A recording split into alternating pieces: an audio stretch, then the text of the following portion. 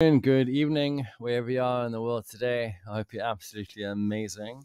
So, just to follow up from this, it's kind of weird for me to say because it's my morning and now my end of day. But if you're in the Americas, you're probably just waking up. So, the follow up from my morning, yeah, hopefully that becomes a bit more natural as I go.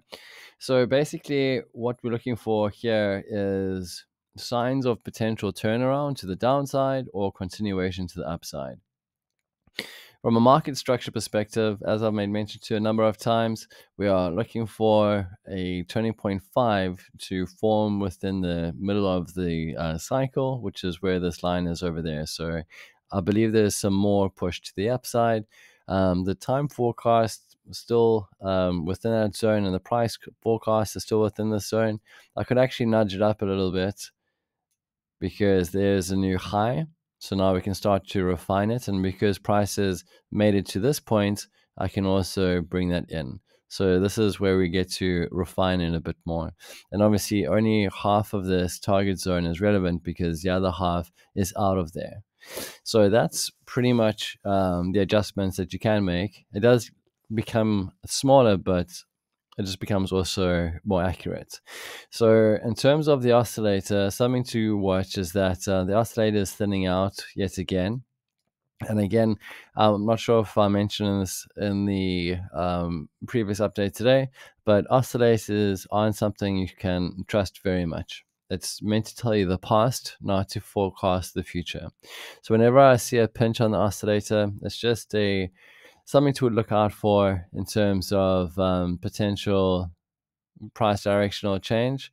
But as you've seen many times over, even though price closes on the oscillator but moves up, it can give false signals. So again, never use an oscillator to forecast, rather use it to tell you what's already happened.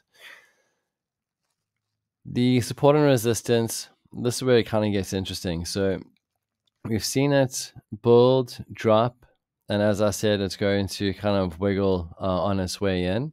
So what's happening right now is the resistance arcs. So again, support and resistance, support being your diagonal lines in the Gann tool, and resistance being the thresholds that, the clues in the name there, resist, is just pushing some resistance over here. So we could see a little bit of a move down here, then break up, or alternatively, it just finds its way back to this travel and then into the zone.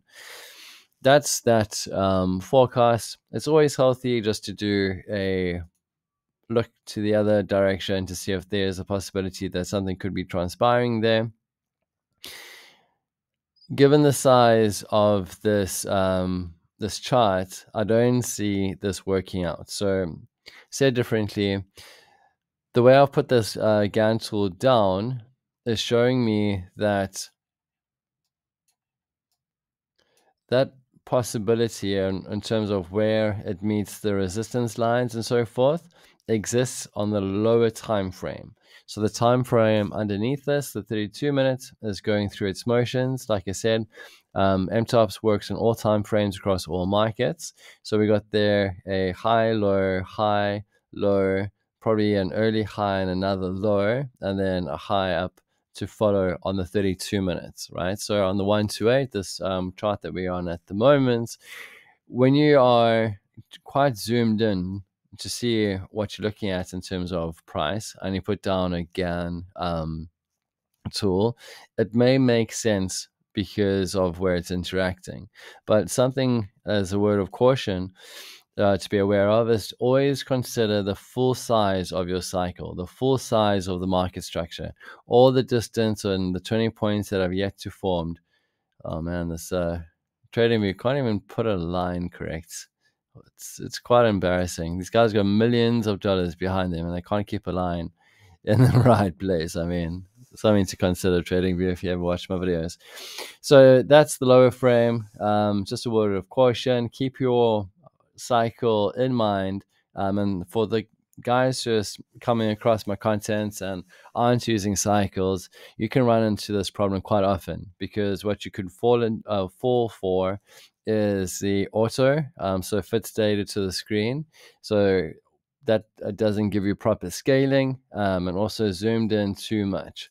So the way to get around that is to have a view of the full cycle, and to use your GAN tools correctly placed, of course, to make sure that your lock ratios are as tight as possible for your relevant screen. So that's a little bit of extra information that I thought I would touch on.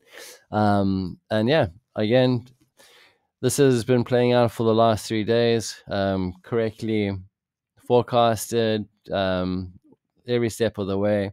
I've also provided some alternates, and yeah, it's just again about waiting for us to feel the ever unrolling success.